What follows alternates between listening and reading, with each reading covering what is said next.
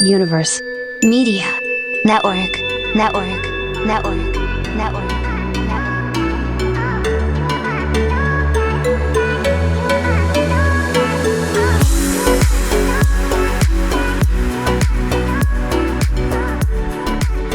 Hello and welcome to the United States Women in Real Estate Investing podcast. My name is Janae Ortiz, founder of REI Social and host of this great podcast where I get to interview amazing women who are doing fantastic things in the world of real estate. Tonight with me, we have Sally Gimon. Gimon, yes. I thought I had nailed that earlier, but I apologize. Gimon. And she's going to educate us about some amazing tax strategies. And so let's go ahead and hop into it. Sally, welcome to the show. Thank you for having me. I appreciate it. Absolutely. Well, I am extremely excited. I know I had to cut you off earlier because you started going into some stuff. I'm like, we've got to share this with our listeners. So before we hop into that stuff, just give me a little bit of background about how you got started in real estate investing. And, just let us know kind of what are some of your strategies, your exit strategies that you utilize and things like that.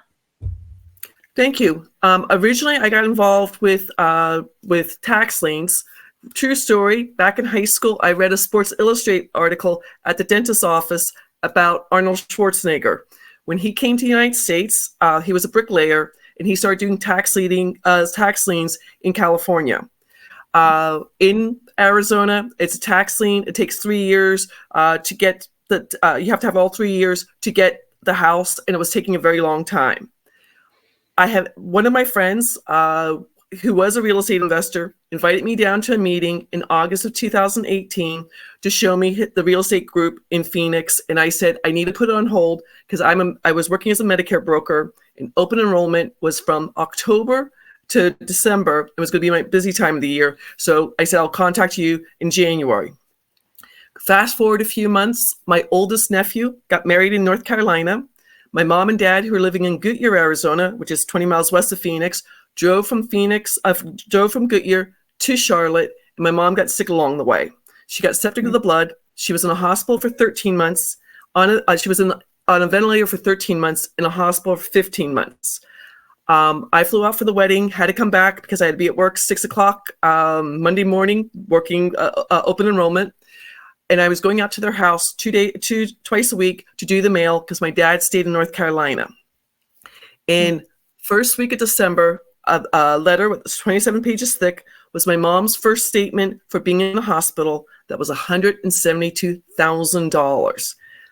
Thank God my dad was retired military, but I had a mortgage, I had credit card debt, I had student loans, my 3-week-old brand new car, driving to work 7:30 in the morning, second car through a green light, someone ran the red light and T-boned me. All of a sudden I went from being comfortable to eating ramen noodles twice a week because I had 2 car payments. Right there in my parents' kitchen, I called Glenn and I said, Glenn, I need to change my life ASAP. He's like, Sally, we're having a Christmas party next Saturday. Bring a $5 gift and some food. I'm going to introduce you to real estate investors. I don't know about you, but going into a party where you know very, very few people, kind of nerve-wracking, but was the best decision.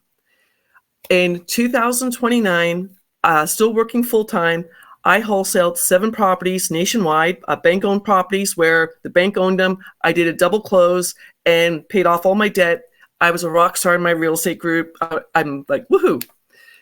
In April of 2020, when I went to go do my taxes, I found out about short-term capital gains and had to get on a payment plan with the IRS. I was so embarrassed. I didn't want anybody to know because everyone thought I was doing so well. In my national real estate group, a gentleman named Garrett Gunderson had written a book called What the Rockefellers Do, and I had a paperback copy of that book. And I started researching the Rockefellers Trust. And in September of 2020, I started the beneficial trust that helps investors save capital gains, interest income, dividend income, rental income, and royalties, and the business trust because I was a 1099 income earner and I had to pay my own federal income taxes. I became the first woman to teach a mastermind in my Phoenix group. Very proud of that fact because you know most people in real estate are men. 75% are men. Doing really, really well, teaching people how to save taxes. And when I decided to move to North Carolina to pursue a real estate investing called Upstep Bids, I started my own business, The Trust Is You, and I want to help as many U.S. business owners, 1099 income earners, and investors know the secret of the rich. Because if the rich can save taxes, you and I should know how to save taxes too. Absolutely. Wow, what a story.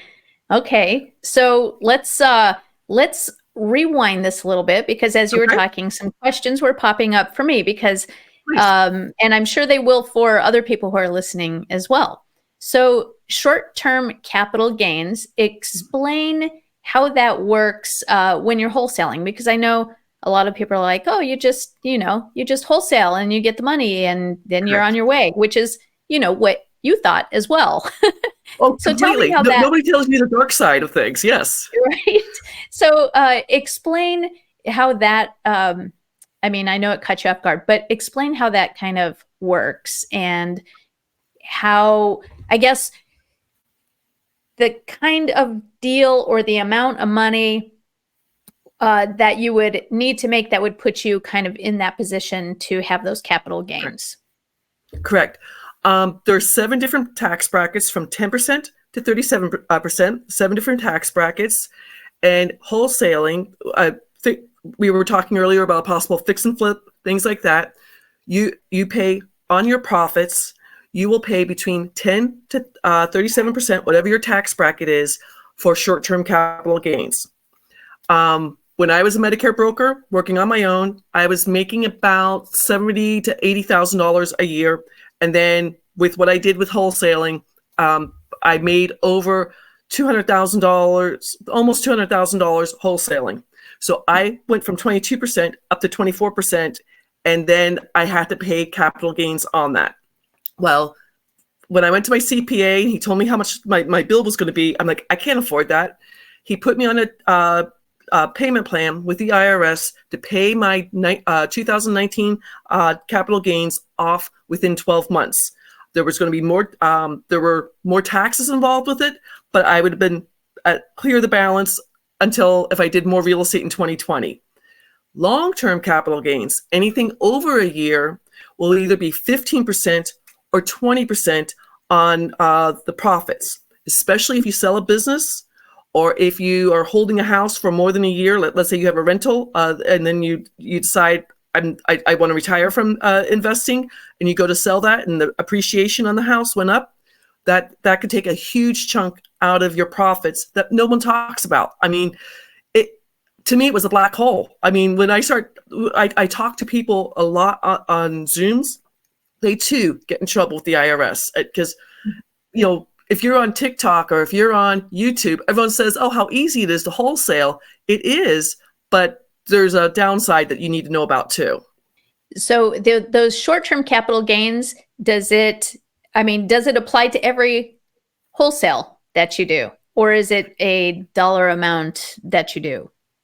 It's on all profits. So just to give you an example, I use this if you're doing a wholesale deal for $50,000, you're filing married jointly, and you're at 22%.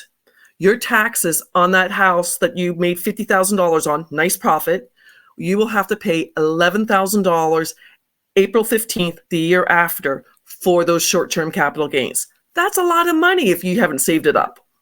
Yeah, it absolutely is. And it certainly does take a chunk out of what you thought you had earned on that yes. Wholesale, for sure, or on your flips or whatever it is. But yeah, if you don't plan for this appropriately, it's going to catch you unawares, and then you'll end up paying. Correct. And there is a, if you've heard of a 1031 exchange, you can kick the can down the street, but as soon as you stop kicking the can, I've talked to 16 adult children whose parents are incapacitated, maybe they had a stroke or something, where they were real estate investors, and all of a sudden they get a bill from the IRS because they didn't realize they were doing the 1031 exchange. And it's a large, because every time they've done it, they now have to pay those capital gains for kicking the can down the street with, 1031 exchange. You have a very set timeline, but you can save those capital gains for several years, but they do come due. With the Spendthrift Trust, as long as you keep the trust, you never have to pay those capital gains. I've wholesaled 29 deals since September of 2020 and made some great money doing it. Interesting. Okay, so I've never done a 1031 exchange, which was going to be one of my follow-up questions because I know. Sorry, I didn't jump on you. No, it's good. But I know that's a way for people to kind of get out of paying those capital gains. But what you're Correct. saying is, even if you do a 1031 exchange, eventually you will still have to pay those capital gains, even Correct. if you buy a a like property or whatever they call it.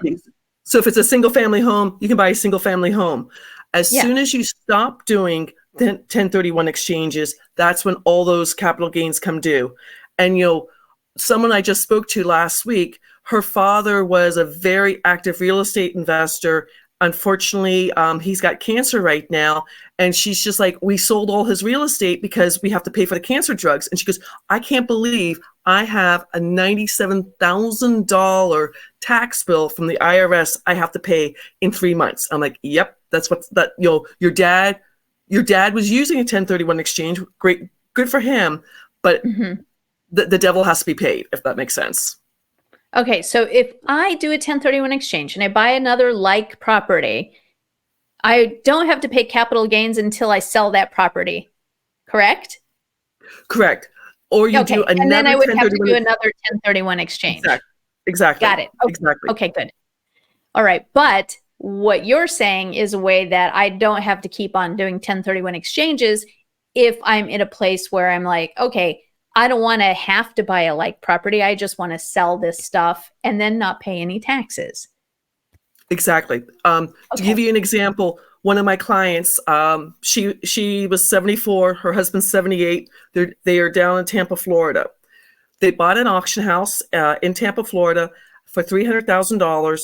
They put $100,000 work into it, and then they were going to sell it for $1.2 million. She would have to find 1, 2, or 3 houses to replace, the difference. They're going to make like $800,000 a profit on that house. Her CPA is one of my referral partners. We were able to put the house into the trust. She got to save the capital gains on that. And then I didn't realize they had 9 other properties in Tampa Bay. They sold all their houses, didn't have to worry about capital gains. And they took the money, and now they're in a REIT, a real estate investment trust, where they're getting paid 12% interest every single month. And she's like, we're just living on our laurels right now. And in April, she sent me a picture of them on their, what they call it, the lanai, their outside patio, drinking mimosas, because they just made an extra 12% on all the houses they sold. They put that money, and now they're saving the interest income with the Spendthrift Trust. They know, I would love to say we'll live forever, but when they do pass away, they're going to leave. Their 2 daughters are beneficiaries, and then they have 6 grandchildren. They will leave all their investments for their 2 daughters and all their grandchildren, and they won't have to pay inheritance tax. If they decide to sell it, they won't have to pay capital gains. They can do whatever they want with it after they pass away, if that makes sense. Yeah, that's amazing. All right, so I know there is a school of thought where you should get a trust for every house that you purchase and you flip, and then you do all that business within that trust. So what is the difference between that and a spendthrift trust? Correct. Spendthrift trust? Okay, Spendthrift say that 3 times. times. 97% of the trusts sold every year are what my mom and dad had, and what Susie Norman talks about on television. That is the family trust. That will avoid going through probate, and then it dissolves and all assets have to be broken up. Now, a lot of investors also put their houses into an LLC. When I started my Spendthrift Trust in September of 2020, I had 6 different LLCs because I had 6 note properties where I was the paper on the house. People were paying me their mortgage. So I didn't own the house. I just owned the paper on the house. I had to do 2 simple bill of sales, go to the bank, get each bill of sale notarized. I had to give my banker, Jose, $10 consideration, $10 for the first bill of sale. He handed it back to me, and then I moved the property into the trust. My servicer, who handles the payments on those notes, had to have 2 months to send letters to say, instead of paying this bank account, you're now going to pay that bank account. But all that money I'm making on interest income, because I bought the notes very cheaply and then they're paying me more, I get to save, again, that's between 10% to 37%, the 7 different layers. And I personally use 24% for everything because that's how much I was paying in taxes when I went into my trust. I now have 12 notes. I've wholesaled 29 deals. And at the end of December, I will have 4 rental houses that all of this money that I make there, tax-free. It's just beautiful. Wow. Okay. But that sounds like too good to be true, right? It sounds it does. People are like, that. How come I don't know about this? Yeah. The truth is, the Rockefellers, they have at least 20 to 27 CPAs on staff every single year. I don't know about you. I don't even have my own CPA. I mean, I hire my CPA to do my taxes. Yeah. With either the business trust for U.S. business owners and 1099 income earners, where it'll save federal income taxes, or with the beneficial trust, you are going to file a 1041 tax return. And we have CPAs who know how to file the paperwork. If you don't mind asking, which state do you live in? California. They will work with your CPA if you want to stay with your CPA. One of my clients down in Texas went to a CPA 3 years in a row. He does seller financing on homes, where he gets homes. The BRRRR strategy. Are you familiar with that? Yes. So he gets the BRRRR strategy, gets he fixes them up, then gets people into them. He was complaining to a CPA that he was paying too much in interest income. 3 years in a row, his CPA told Michael, stop buying so many houses. When he started the trust in 2022, he had 85 houses doing the BRRRR strategy. We saved him, based on his 2021 taxes, we saved him $135,000 a year in interest income. He now has 92 houses and is in commercial real estate. He's just like, I'm saving hundreds of thousands of dollars. And then his wife Jennifer, she was a Vietnamese boat person who came over when she was 6 years old with nothing on her back. So half of their real estate, they help people who come to the Dallas-Fort Worth area. It's immigrants who are trying to better themselves, and they have a charity to help them, get them clothes, furniture, and everything else, because his wife is used to that. And he's just like, we get to write off money, we get to help people, and it makes our real estate grow even faster. That's amazing.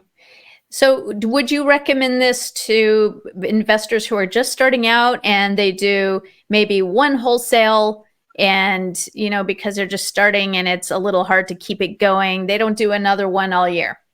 Would you still recommend that they get involved with this?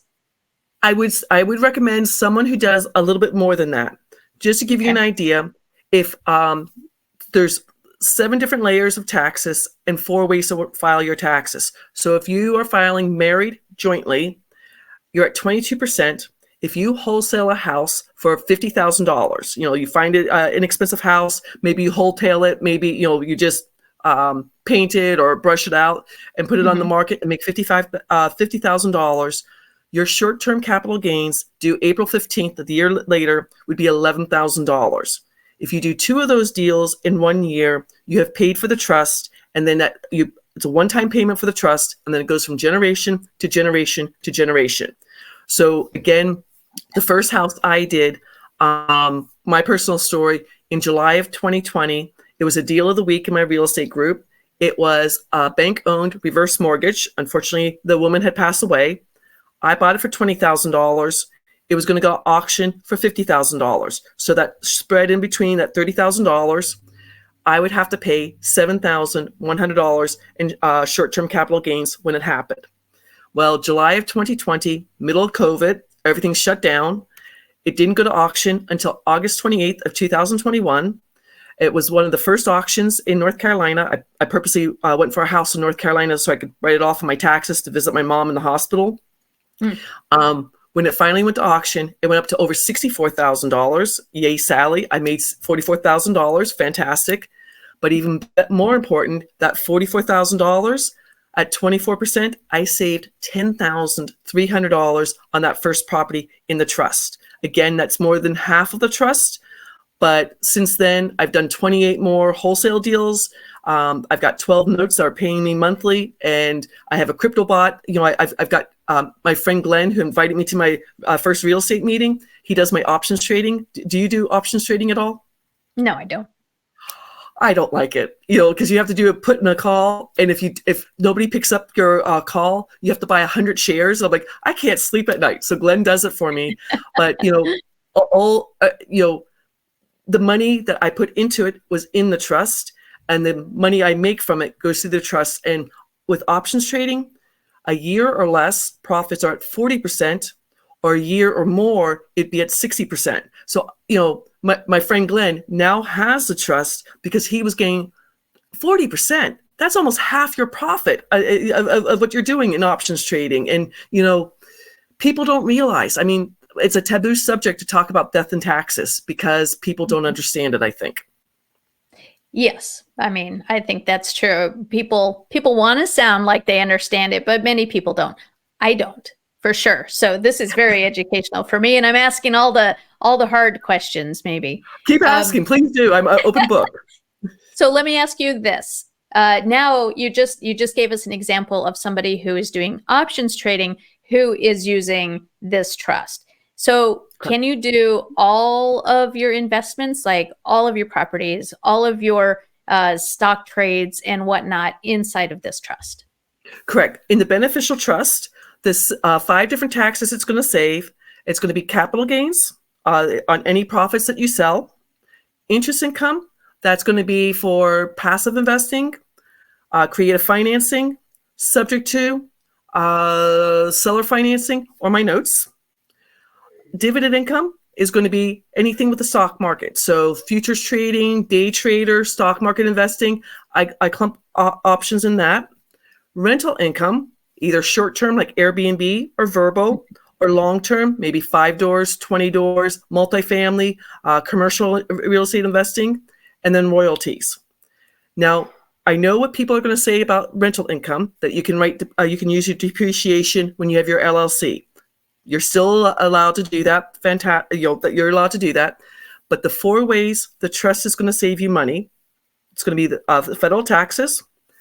It's going to keep your information 100% private. Unfortunately, when we were talking about LLCs, LLCs, I can write a Freedom of Information letter to the Secretary of State or the Corporation Commission with a stamped envelope, and the Secretary of State will send me your name, your address, your telephone number, and everything else. 40% of all LLCs are sued every single year. It doesn't keep you private or anything else. And then with the Spendthrift Trust, 3rd way, you will put all your assets into the trust. So myself, I'm worth nothing right now. The only thing I have in my own name is my driver's license and my passport. You would never know I have all this real estate. It's in the trust. So if someone tries to sue me, it becomes a frivolous lawsuit and goes away. And then do you know about the 2024 Corporate Transparency Act that starts January 1st from the Treasury Department? No. Tell me all about it. Oh, they're not going to announce it until December 26th. This is from the Treasury Department, and it's part of the anti-money laundering situation. Every year, you're going to have to file paperwork for any state entity you have. So an LLC, an S Corp, a C Corp, doing business as, or anything else. If you're an established LLC doing business as or corporation, you don't have to do the first year's paperwork until January 1st, 2025. If you start a new LLC or doing business as or corporation, they just changed this last week, you will have 3 months to do the paperwork or be fined $10,000 and or 2 years in jail. If you don't do the paperwork, it's expensive. The government is doing a money grab on small businesses in the United States, unfortunately. And then if you don't do the paperwork correctly, I shut down all my LLCs. But when I read through the paperwork from the Financial Crimes Network, my first LLC was done by a law firm back in 2018. They want to know the paralegal who did the work on my LLC. I would have to call the law firm and be like, who was on your staff, 6 years ago who did my LLC? If I don't do that paperwork, I could be fined $500 per day, including Saturday and Sunday, until I get the right information. This is an insane law. This is insane. Yes. And again, when we get done here, I'll put it in chat for you, documents to give to any of your listeners, because they need to know this. Because, let's say you do the paperwork the first year, but you forget to do it in 2026, you could go to jail for 2 years or pay $10,000. That's a lot of money. And jail time, potentially, which, who wants to do that? Exactly. Whoa. So the Financial Crimes Network, this is a division of the Treasury Department. This is where all those 18,000 IRS agents they hired, they're the ones. So a bank or credit union only has to report the suspicious account. My accounts are suspicious. I have one account. I should split it up, but I have money coming in. I have money going out. I do a lot of real estate. They only have to report a suspicious account. The Financial Crime will investigate. If they find out it is money laundering, they seize the assets and sell the assets on the open market. The bank will make at least 35% of the seized assets. In Texas, where the law firm that has the copyright on this trust, one of the trust attorneys goes to church with a senior vice president of a national bank. After church, they have coffee and donuts. So in October, he goes up to the senior vice president and he says, do you know about the Financial Crimes Network? Do you know about the 2024 Corporate Transparency Act? The senior vice president gets a big smile on his face and says, we've already identified 1,000 accounts per week in 2024. We're sending to the Financial Crimes Network. Even if one or two of those accounts comes back, it's going to go to our bottom line and help our shareholders. It's going to change small business. I don't care if you're a mechanic shop, if you are a florist shop, if some of my clients shut down 10 LLCs, 20 LLCs. One of my clients had 123 LLCs he shut down to get into the trust. Think of that. If he didn't do that, he'd have 120 different forms to fill out for the Department of Treasury. And they just don't want your driver's license, your address. They want your social security number. They want your driver's license number. They want your passport number. If I were a hacker, it's the first place I'm going to hack, because all that information is going to be in one location. And then if you do have the business trust or the beneficial trust, you're shielded from having to do that yearly paperwork. But this is happening January 1st. So few people know about it. And so what I'm understanding here is get rid of your LLCs and instead get one of these Spendthrift trusts that you can do all of your business inside of, and that's my solution. Yes, taxes. Correct. Okay. And with the trust, I am building business credit with my trust. But when I do real estate, one of the reasons I moved to North Carolina, do you do any auction houses in California? No. Mm-mm. No, I actually have my partner and I do our business in Georgia. And we're focusing on foreclosures, but we haven't done auctions. So, okay. Well, even foreclosures here in North Carolina, there's 101 counties, and all 101 counties, you have to figure out if it's 10 business days or 10 calendar days. So when I came out for Christmas of 2021, my brother and sister-in-law lived just outside Charlotte in a not Mecklenburg County, but Union County. Mecklenburg County, where Charlotte is, it's 10 business days. Over Christmas, I went to the Union County, that's 10 calendar days, and it was tax liens, and I won 3 tax liens really, really inexpensively. All I had to do was, the bid starts at $750, and then I have to walk in person and put another $750 more than the last bid. And if nobody else outbids me, it's now my tax lien. I'm not trying to crow, but one of the tax liens I won in 2021, I won for less than $3,000, a 2-bedroom, 1-bath house, brick house in Monroe, North Carolina. I won for less than $3,000. It was my house. The woman had passed away 2 years earlier. I hired a contractor because I can't fix and flip worth it. I can't hammer a nail. That's not my And idea. Nor should you. Exactly. So my contractor spent $600. Basically, we painted the outside of the house. We painted the inside of the house. So I bought it for $3,000. Put $6,000 into it. I put it on the open market in April of 2021, and I sold it for $240,000. All of that went through the trust, and I'm just looking at my notes, so forgive me for going out here. I saved $40,152 at 24% on that one deal alone. I mean, it easy. My brother's like, "What are you doing? You're stealing things." I'm like, "No, it's tax liens." Because during COVID, North Carolina didn't do any foreclosures. This huge tidal wave is coming right now because they're behind 3.5 years. So it's gonna. I don't want to be mean, but there's so much happening right now. There's going to be so much happening soon. Yeah, I know. Real estate investing it's difficult like that, isn't it? It's like, man, all these foreclosures are going to happen. Oh God, people are going to be losing their houses. It's a mixed bag for sure. And if we can help people, out of those situations, then that's the main goal here, I think. Okay, exactly. So I was going to ask you another question. Sure. This trust works in every state, I'm assuming, without exception. Correct. Okay. Correct. It's on the federal level. So even if you're in Puerto Rico or Guam, it's going to help you there. Federal taxes. Here's a story. If you are an American citizen and filed taxes just once, and then you move, let's say, to Costa Rica and think you no longer have to file taxes ever again, oh, no. You still have to file taxes wherever you live in the world because you're an American citizen. That the federal government has a long reach, unfortunately. Oh, wow. Okay. Wow. I'm learning so much, Sally. Thank you. This has been amazing. Correct. I know we did. Go ahead. I was going to say, one of my friends, who contacted me, she's in Costa Rica, and she's like, they can't come after me for taxes. I'm like, I hate to, say no. And then she called me back. She's like, oh my God, I haven't filed taxes in 3 years. I'm so far behind in taxes, because she thought she didn't have to do it. And now she has to trust because, she's got 2 apartment buildings in Florida that she didn't think she'd have to pay taxes on anymore. And I'm like, nope, living in Costa Rica doesn't keep you from doing that.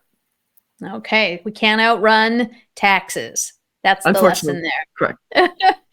Okay. So how does one get started with this trust? And I guess, what's the cost? How long does it take to set up and all those kinds of good details? There is an application. I work with one of my clients, just to give you an idea. He's a fix and flipper in Victorville, California. Last year, about this time, he's just like, I don't know if I want the trust. He was going to make $55,000 on the first property. He was able to fill out the paperwork, get it back to us. He got a new EIN number, employee identification number. When he went to the closing table for the fix and flip, he had them pay into the new bank account, and then he paid for the trust after that. Well, in all of 2023, he has a crew. He's one of a crew of 5 people.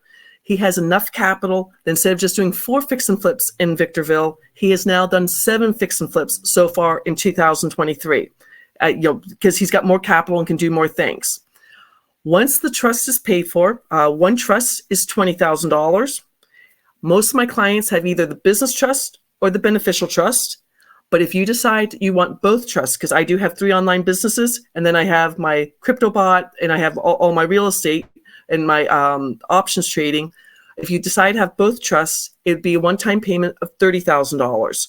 It does have to be a certified check or a wire transfer. Again, the gentleman in Victorville didn't pay for the trust until he got paid for selling that house where he made $50,000, then paid for the trust. And now he does all his real estate. He signs his name. I'll be honest, his name is Ricardo. He signs his name Ricardo, and then he puts TT after it. He's a trustee of the trust. And all the fix and flips he's done in 2023, he has saved so much in taxes. he tells other fix and flippers, he tells electricians, he tells small tradespeople, you guys need the business trust because it can save so much in taxes. Give you an idea, I work with business brokers because they have my ideal clients. When you sell a business, you're going to pay long-term capital gains. A husband and wife in Kentucky who sold a 42-year-old restaurant. They sold it for $3 million, everything in it. They saved at 15%, $460,000 in capital gains. At 20%, they saved $600,000 in capital gains. 6 figures that's going to change their retirement. Jim is 69. His wife, Marianne, is 64. What if one of them has a stroke? What if one of them needs a hip replacement? That money is their money to do with what they want. It goes from generation to generation. Right now, I have 9 nieces and nephews. All of them are working as W-2 income employees. We can't work with W-2 income because you have FICA and things to pay like that. But I'm helping them pay off their student loans so they can have more options with the money they're making. My one nephew, who's a school teacher up in Cary, North Carolina, I'm making him go to the courthouse once a week and take pictures of the documentation for me because he's now my real estate investing partner. I'm in Charlotte, he's in Cary. So I'm trying to make him a real estate investor too. Yeah, great. Wow, this is really fascinating. And it just sounds like it has so many applications in everything that investors do, from flipping to stocks to Bitcoin, crypto, even crypto real estate. Because the trust I sell on behalf of the law firm, it's copywritten. It's 72 years old. The copyright is a royalty or part of the royalties. So I don't pay any taxes because I have the beneficial trust. I get paid tax-free to sell this trust. It's a beautiful thing. So I'm using capital gains, interest income, dividend income, rental. I'm using all 5 taxes and rental income and royalties of the Spendthrift Trust. And, currently I have all the money going into one bank account. What I'm going to start doing is, because of my 12 notes, I'm going to start opening different bank accounts for the note, and then for my rentals, a different thing. Because right now, my taxes are. Thank God I have a CPA. He's going to have to figure this all out. My taxes are going to be ugly this year. Yeah. And so everybody gets their own trust. That's correct, right? Correct. Everybody, there is. Okay. Yeah. There is, if you're doing a syndication, we do have what's called a real estate trust, where there's a main trust above and then 5 beneficiary trusts below. And then you can add more beneficiaries with that. I am working with a syndication. They're based out of Atlanta. They just bought an apartment building in Phoenix and 2 apartment buildings in Georgia that they are raising $25 million for. And the 7 of them are all investors. So the 7 beneficial trusts pay into the overall trust. It's a special trust for syndications, if that makes sense. Yeah. Okay. And is there a yearly fee associated with the trust? There's not a yearly fee, a one-time payment. You also get a certification that if the IRS investigates your trust or questions your trust, the law firm, it was started by Robert Benson. He was a Harvard law professor 72 years ago. He wrote this trust. He copyrighted it. They have a certification. If it ever gets investigated, the law firm will investigate. I will defend you free of charge. So you don't have to worry about that. In the 72 years, only 1 trust got investigated. The senior IRS agent flew down to Texas, to Houston, to where the law firm is, went into the boardroom, spent about 3 hours looking at the trust, came out, and he approved it. And none of the trusts have ever been audited beyond being examined like that. It's an amazing thing. I mean, people are like, this isn't true. If people question this, there are over 1 million attorneys in the United States. Only 4% of all attorneys are trust attorneys. In a textbook trust attorney study in law school, is called Scott and Asher on Trust, 5th edition. This is not for you and I to read. I'm not ever going to be an attorney, but one of my clients, the potential client, his parents have 5 apartment buildings in the Bronx. The son and his 2 sisters, they don't want to be real estate investors. Mom and dad are going to sell the 5 apartment buildings. He came to one of my meetings. His CPA told him I was lying. I gave that recommendation to the potential client. His CPA called me 2 weeks later going, I have 70 clients I need you to work with because they're all in real estate in the Bronx. I have an affiliate partnership. He refers someone to me. When they buy the trust, between him and I wire him $600 for every referral he gives. When they buy a trust, he gets the $600 for that. Okay. Wow. Can anybody become an affiliate? Correct. Okay. My affiliate, if you go to www.thetrustisyou.com/ I want to say affiliate. I hope I'm going to give you the right information. Let me look at it real quick. Correct. /affiliate. It's going to take you out to a website. You're going to set it up for yourself. I was just on a podcast last week, and he just released it on YouTube today. And the link he has in there is his affiliate, and already 2 people from from his YouTube station have already made appointments with me this week, and I hope he makes money doing that. Yes. Okay. Wow. This has been absolutely fantastic, Sally. Being someone who doesn't know all about this, I hope I asked all the right questions, but tell me if there are questions that I should have asked that I didn't ask that you feel is important for people to know about this.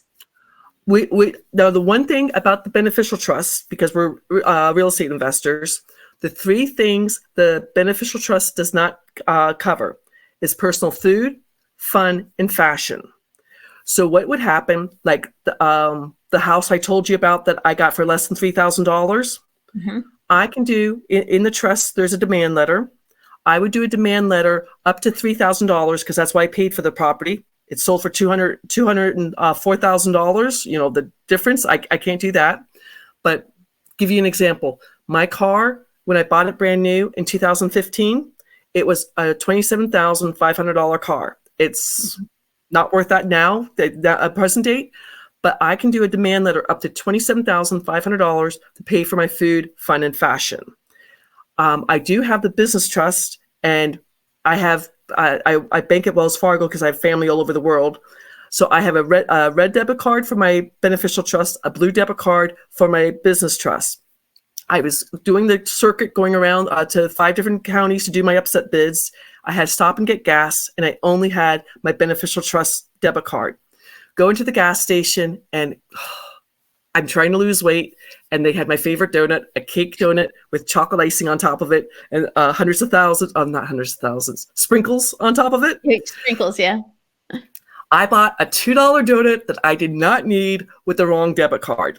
So at the end of September, I had to do a demand letter for $2 for a dumb donut I did not need.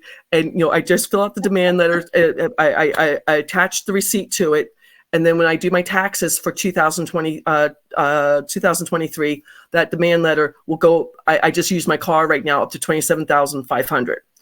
To give you an idea, one of my clients, she's in real estate. She and her husband have all these properties. She was going to take the entire family on a Disney cruise. And I said, here's the difference. If you just go on a regular Disney cruise, you'd have to do a demand letter. If you do, let's say, a 5-day cruise, and on Tuesday at 2:00 after lunch, you have a meeting where you bring your children and their significant others into the meeting. You can write it off just like your LLC. She's like, let's do that. That'll be so easy. But other than that, the business trust, you don't have to worry about the demand letters for the food, fun, and fashion. But it's so easy. Some of my clients take $2,000 out just to use it as cash for whatever they're doing. I just put it in a manila folder, and at the end of the month, or the first day of the month, I just write my demand letter for whatever it was. So September had the donut that I didn't need in it.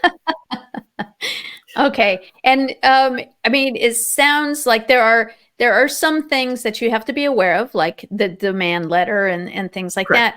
that. After people invest into this trust or buy this trust for themselves, who helps them with ongoing questions about, what can I do, what can't I do, et cetera? Is it their CPA, or is it you or somebody else? Great question. There's an entire team at the law firm. There's me, the entire team at the law firm, and then the CPA that's going to help you file your first year to 1041 tax return. It is your decision if you want to continue working with who we introduce you to, or if you want them to train your own CPA. I ask people, I tell everyone, if you get a message from me that, hey, text me, I'm not blowing them off. I'm on the Zoom, but I get back to my clients ASAP. Most of my clients, within 2 months of starting the trust, have all their questions answered. I told you a story about Michael who had 85 houses. All he did, what we needed was there's 3 exhibits. Exhibit A is whatever's investment, if it's stock certificates or houses, and it was what he paid for the house, not what it's worth now, but what he paid for it. So he was using Quicken Books, and he just copied it from a Quicken Book into an Excel spreadsheet and just sent it over. He did have to change the title on all those 85 houses. So how he did that was he uses a title company in Texas, and once a week he sent them 10 different houses to change the title and then change the payment plans over. So it did take him a few months to get everything situated. That was no problem. The second, the Exhibit B is your vehicles. We need the year, make, and model, the vehicle identification number. You will have to go to the DMV, change the title from yourself into the trust's name. The trust will pay for the insurance. The trust will pay for the title registration. Trust will pay for the gas. The trust will pay for any repairs on the vehicle. One of my clients who's in Binghamton, New York, he had 4 snowmobiles. He had to break into his son's shed to get the 4th snowmobile vehicle identification number, because he's like, we need everything in the trust because he doesn't want to get sued. You have to have everything there. And then Exhibit C is everything else. Your furniture, your clothes, your patio furniture, everything else. You just list it so it's all there. But honestly, to start saving 3, 4, 5, 6 figures in taxes, it's so easy to do. Okay. All right. Well, I'm convinced. This sounds amazing. And you and I may be doing some more business together.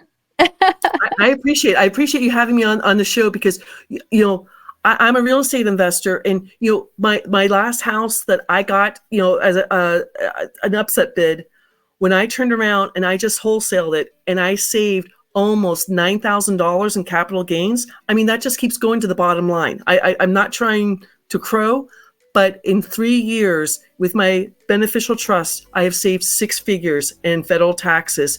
And I give to charity. I've started a nonprofit. There's so much you can do when you have options with money.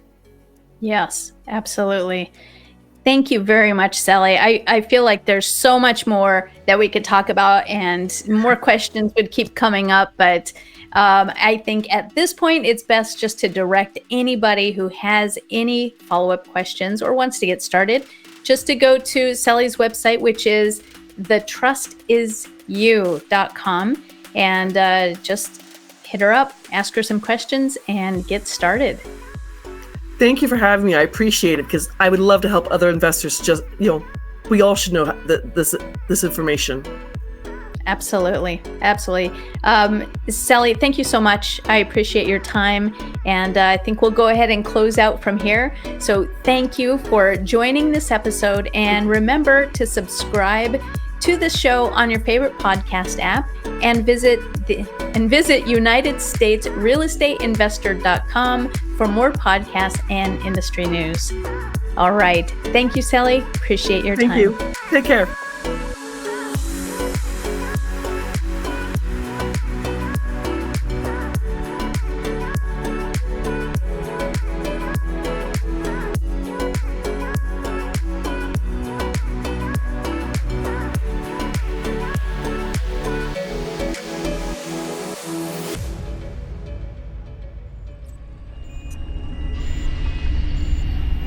Universe Media Mastering. Your audio more listenable.